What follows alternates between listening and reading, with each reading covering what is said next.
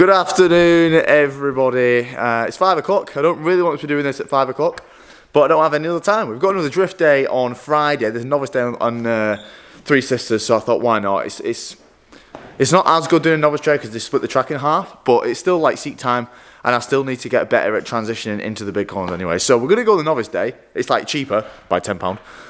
But the car is not ready at the minute to go. We fit the hydro in the last video. Hydro's working great, but there's a big issue. Remember when we got that thing welded? These pointed it out. When we got the thing welded, the camber arm, the rear camber on the left is so much worse than the one on the right. Let me show you. So you might not be able to tell. There's the rear camber on the left, and there's the rear camber on the right. So it's a big difference. And we definitely don't want to be driving around with a welded camber arm. So we've got some new camber arms for the rear. I've got the beefiest ones I could physically find. It looks like we've got a lot of adjustment camber wise as well. And I'm sick of the car being this low. It's just so unfeasible in every single way.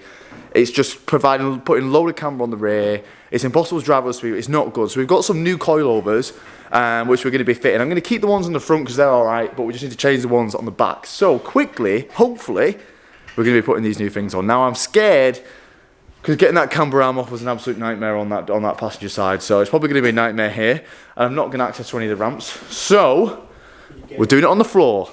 Okay, so there's the camber arm that we got welded. So that needs to come off. We've also got new bolts, which I'm good about. Apparently there's called is it a toe lock or a locking or something? So is it like a lockout kit? So apparently, because obviously we're going to be adjusting the camber with the rod, and we need to have bolts which aren't camber adjustment bolts. So we've got some of them. And we also need to drop in the spring and taking the strut off. One of the bolts was a bit mean last time when I went to take the strut off, but a 6-pointer should be all right. So first of all, let's put the new springs in, because I know that should be, hopefully, not too bad. The change of springs pretty easy, just one 17mm bolt through there. Now this rubber bit was sat at the top, and then we can adjust it from there. So we're just going to go bang in the middle, to be honest, and then just measure it. Doesn't have to be perfect, we can adjust it later on, but let's just try and go bang in the middle for the time being. It should go on like that. It should sit in the spring, and then obviously we'll put the spring up, and boom, there we go. That's pretty much it. That's in, that's bolted in. Spring's nice in there. So next, we are going to change the stops because they are knocking on the rear end. I don't know if the shocks are bust or whatever. Probably considering how low it was. So we're going to put the max speeding rods on. Yes, it's max speeding rods. Who cares? It's a cheap drift car, and what? But we're going to change the camber arms now because I know these can be a little bit of a bastard. So there's a bolt here.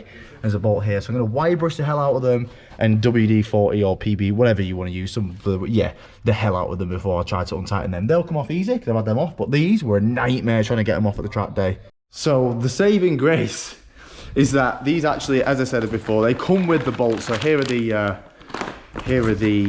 camber arms. So we get a lot of adjustment on these. And also, if you have these cambered in, this is a thick metal, and the tubes go all the way through, or the threads go all the way through. So that's going to be nice and strong. And these are the bolts that we've got. So we've got a couple of them and a couple of them. So I'm guessing, see, these are I'm not quite sure which bolt goes where, but hopefully I think we might actually have instructions. So we've got some like square ones, which I'm guessing that'll just lock the camber in. That might be the lockout bolt which goes at the back. Okay, it's great news, guys. This one's already out, well, loose, and I've got the camber one coming out now. But I'm a bit worried because I've just looked at the instructions and it's talking about elongating a hole or some shit. I hope I don't have to do any of that. Yeah, you. Oh no, forgot about that stupid thing with the anti-roll bar. The bolt just hits the anti-roll bar on that side.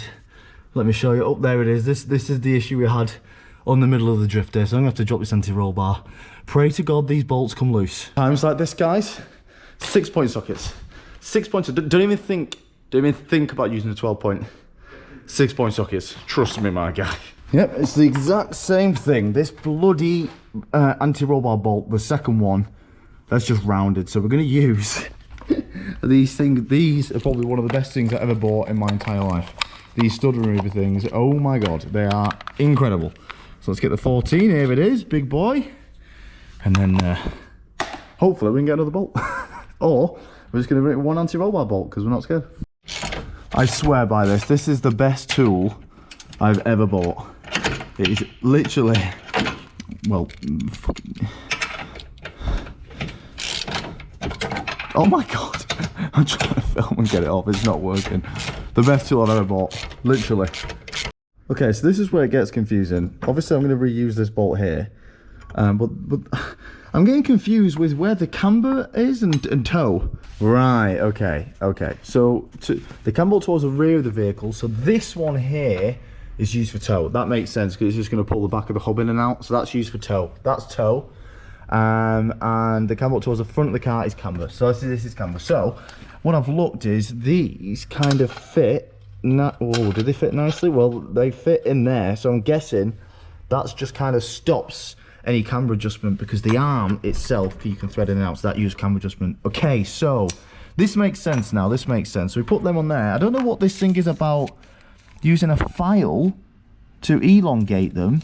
I'm going to ignore that for now and just see if they fit. If they fit and bolt in, then off we go. You know what I mean? If it's tight, it's tight. I have that's a new one over there because we snapped. So I don't really want to snap this one. Although who cares? We've got a new bolt. But now I'm even more annoyed because the price of that bolt when I snapped it was like 50 quid for that one bolt. I could have just waited and just got some arms. And if I knew these come with these, I would have just got these at the same time. And that just goes like that, right? I know I'm right, and if I'm not right, I'm still doing it. So let's just tighten them up.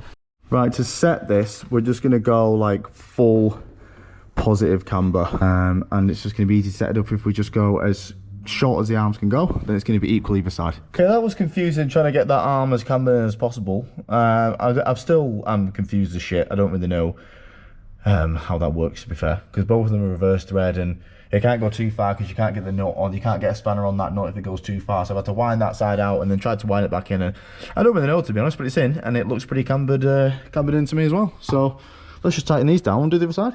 Okay, I've got the camber arm on this side, the spring's pretty much sat in. What I'm really confused about is, so I've took the shock off. I was going to change the shocks, but I might keep them on. Why is there adjustment on the shock and on the spring seat?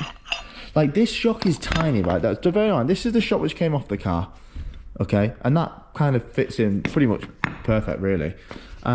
Look at the size of this one. What the hell's going on there? I honestly don't know what the hell's going on there. Because this is just way too short. This is how they come. And first of all, I don't know why there's two sets of adjustment. Why is there adjustment on the spring? That's nowhere near, and that's not even in properly. I don't know what the hell's going on here. I know people might be saying, oh, unscrew that. Right? If you unscrew this, it pretty much falls off, and it's still not the same length as this. Look at that. It's still nowhere, it's still not the same length. So what the hell's going on there? And obviously you don't want to run it like that, it's going to fall fucking off. So I called Rusty because Rusty's had these on cars before. I said, what the hell have you done? And he said he's pretty much done what we've done. He's just put the shock all the way to the bottom. Like this, pretty much. So it's got like 5 threads on there. So I'm going to tighten that down. And then the spring, he's put the spring actually a bit up, a bit shorter, or what I believe is lower. And his 350 sat quite nice. So I want it quite high in the back. Well, not quite high, but I don't want it stupidly low. So I'm going to run it like this and just drop the car in a minute and see. I'm going to try to get them toe bolts out because what's happening is, because it's cambered so much now, then camber arms are just, you know, giving it so much positive camber. Maybe even too much, but to be fair, once it drops, it might notch camber. What's happening is now it's like mega towing in. So that's why you get these, I'm guessing, so you can actually get more adjustment on the toe. So we're going to try and get them off and put these new toe bolts in. Hopefully I actually don't need to do any elongating or anything. Okay, the next fucking mystery is how to get these toe bolts in and out. I mean, I feel like you need to understand all this. I feel like you need to at least do alignment. I don't do alignment. I don't know these alignment bolts and how they work. What I do know is that when I'm trying to untighten this one and the whole bush is spinning, it's not good news. So I'm going to leave this one. Otherwise, we're not going to the drift day on Friday. So I'm going to leave that one. I've towed this one. I mean, it's just spinning the bush. It's not actually turning the bolt inside the bolt is literally welded inside the bush. So it's spinning the bush. So that bush is going to be fucked very soon. And even tonight if I carry on spinning it. So I've towed it out. So that's pretty much, well, it's probably still towed in, but it's a lot better than it was. So I'm going to leave that side. I don't understand. It doesn't sit in there properly. I don't understand tow things. I think I get it. I literally think I get it. So unlike normal camber bolts, which will just keep spinning round. If you keep spinning it the own way, tighten it up because you're going to out and come back in and out and come back in. I think these are designed to only go so far and then you've got to wind them back in. Where's that? Here it is. So let me try and show you. So I'm going to be tightening, that's bringing it in, it's bringing it in, it's bringing it in, then it stops, I can't go any further, okay? Whereas now if I loosen it, it's going out, it's going out, it's going out, it's going out, and then I won't go any further, so that's full tow out. I think that's how it works. So I'm not gonna lie, I'm still extremely confused because that looks like it's gonna be so low, but in fact it's actually on a high setting. So I'm just gonna literally put a couple of wheel nuts on the wheel, and then there's just one way to find out. Let's just drop it and see how it sits. Luckily with this jack, we can go slow. Now, normally I won't be able to take this. I'm going to be safe. I'm going to jack it down onto the little jack. This wheel is massively towed in, but at least they're both towed in. Both massively towed in. I mean, I don't know how because apparently I'm full tow on this side, but that's fine. I mean, it is what it is, you know. Oh, that's okay. Oh yeah, that's miles better. I mean, this is so towed in, like it literally looks fucked, but I can't really do much about. Oh my god, no, that's so towed in. Let's have a little bit of a play with this, see if I can get it towed out a little bit, but I've got to be careful with that bush. Right, I've got the best I can get, I believe. I've managed to get a little bit more tow out on this side, which is good. Everything's tight. I can raise the coilovers a little bit more if I want to, but I'm gonna stick with this for now and see how it goes. The Camber's a hell of a lot better. It's annoying because I feel like the bolts are like a 23 mil, so I've got a 24 mil and it's working, but I can't like super get them tight. And you've got to be careful because you can't go too much cambering because the subframe gets in the way, so you can't tighten the bolt. It's quite annoying. So maybe you need like a slim 23, but 23 is a weird size, so we've not got one here. So I've been using a 24. Everything's tight. I'm gonna put it back together. I'm absolutely knackered. This is so way longer than I wanted it to be. I'm gonna have to get a new arm for that bottom bit there because the bolt's gonna be, well, it doesn't really matter about the bolt being rings, I've got a new bolt, but that bush is like gonna come with it. So I can either just get a new bush or just get a new arm. Sometimes it's easy to just get a new arm. So I'm gonna have to do that soon, but hopefully that'll last for the drift day. I'm gonna pack everything away. I can't believe how many tools I've used. This has been an absolute nightmare, I'm not gonna lie. So it's still probably a bit too low, if I'm being honest, but we are on 245, so that's probably making it look worse. But yeah, it is a bit too low to be fair. So we will raise it a little bit, but I'm not doing that tonight.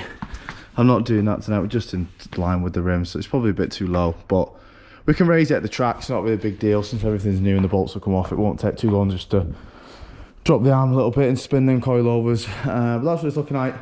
Camber's a lot better, so the wheels are actually sitting straight now instead of absolutely massively cambering. They're still cambering a little bit, so a little bit of adjusting. The toe isn't horrendously bad anymore now, push it on that side. But for now, guys, I'm gonna tidy up and actually no, I'm gonna see what it drives like. I keep forgetting about that. I'm gonna see what it drives like.